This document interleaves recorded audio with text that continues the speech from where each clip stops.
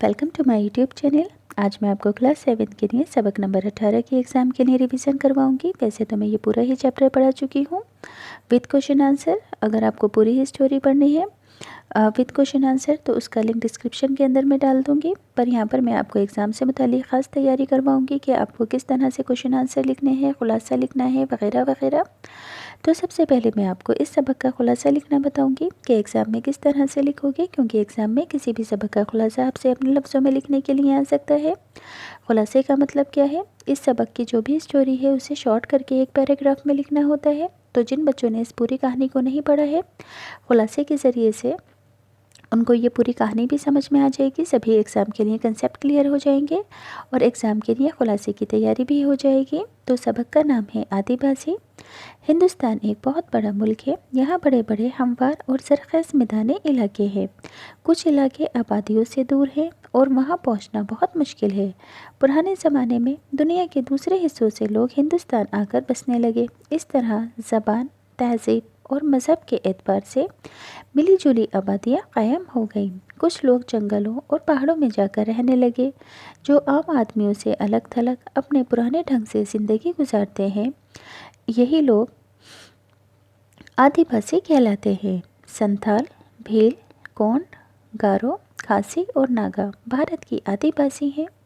ये लोग ज़्यादातर खाना बदोश हैं। मकान बनाने से इन्हें ज़्यादा दिलचस्पी नहीं है, क्योंकि इनकी गुजर बसर जंगल में ही होती है। ये लोग जंगली जानवरों का शिकार कुत्तों की मदद से करते हैं। शिकार का गोश्त खाकर खाल को ओढ़ने बिछाने के काम में लेते हैं। इसके अलावा ये सांप, कछुए, चूहे, बंदर वगैरह का भी शिकार करते हैं।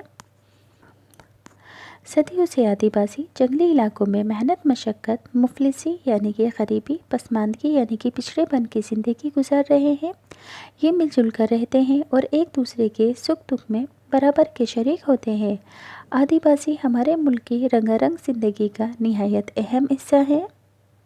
तो यहाँ पर मैंने आपको पढ़कर बता दिया है कि इस सबक का खुलासा आप किस तरह से लिखोगे और आपका चैप्टर का भी कंसेप्ट क्लियर हो गया होगा कि इस चैप्टर में किस बारे में बताया गया है। इससे आपकी एडिशनल क्वेश्चन आंसर की भी तैयारी हो गई है एग्ज़ाम के लिए।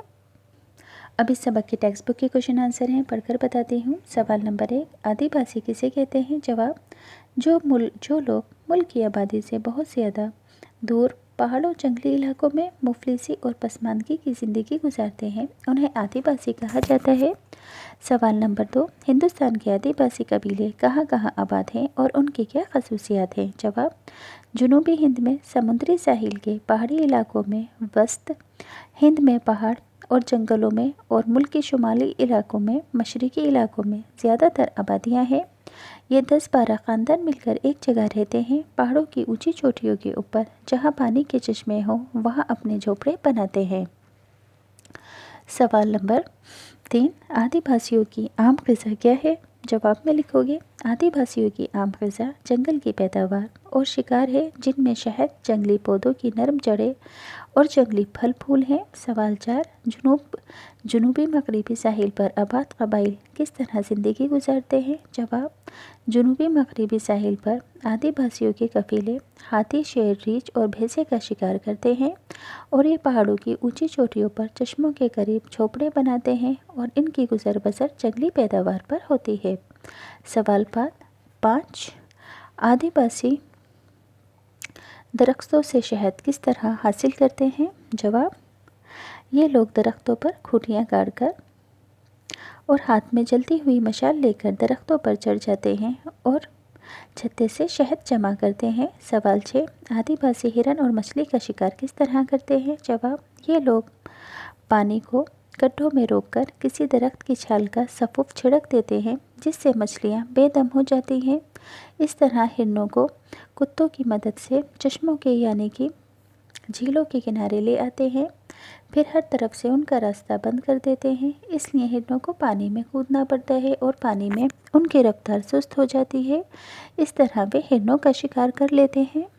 सवाल नंबर 7, कुदरत ने आदिवासियों को किस दौलत से नवाजा है? जवाब, कुदरत ने शिकार के जानवरों मसलन मछली, हिरन, शहद, जंगली पेड़ पौधों, कुदरती पाक साफ आबो हवा और चश्मों के साफ शफाफ पानी वगैरह से आदिवासियों को नवाजा है। अब ग्रामर से रिलेटेड फिलअप्स हैं, पढ़कर बताती हूँ। जो कि ऑलरेडी फिल हैं। नए आने वालों ने पुराने बसने वालों में टकराव भी हुआ। जनूबी हिंदुस्तान में भी आदिवासियों के बहुत से कबीले आबाद हैं। वे पहाड़ों की ऊंची चोटियों पर पानी के चश्मों के करीब झोपड़े बनाते हैं। आदिवासियों के लिए जंगली जानवरों के शिकार की बड़ी अहमियत है। मछली के शिकार में औरतें और बच्चे भी शौक से हिस्सा लेते हैं। आदिवासी हमारे मुल्क की रंगारंग ज़िंदगी का निहायत अहम हिस्सा है। लफ्ज़ों का जुमलों में इस्तेमाल। पहला लफ्ज़ है दूर दराज।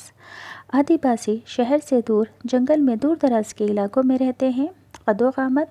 कदो-कामत और रहन सहन के एतबार से आदिवासी एक जैसे हैं। खाना बदोश एक जगह टिक कर नहीं रहते।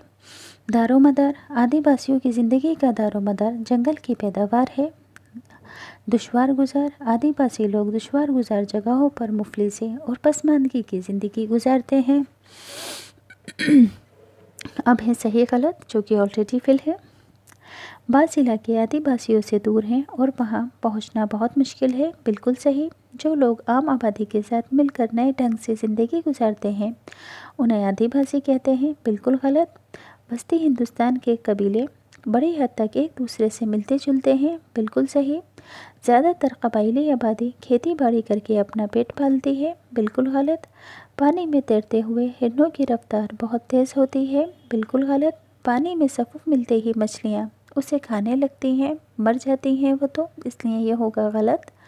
आदिवासियों के तौर तरीके और रस्म व रिवाज कदीम हिंदुस्तान की याद दिलाते हैं। बिल्कुल ठीक। अब लफ्ज़ों के वाहिद बनाने हैं, यानी कि जमा लिख कर दी गई है उसको वाहिद में कन्वर्ट करना है। जैसे कि जंगलात का वाहिद जंगल, मकामात का वाहिद मकाम, खसूसियात का वाहिद खसूसियत, मकानात का वाहिद मकान, तकरीबात का तकरीब, मज़ाहिब का मज़हब, ममालिक का मुल्क, कबाइल का कबीला, मुश्किलात का मुश्किल, तरक्यात का तरक्की।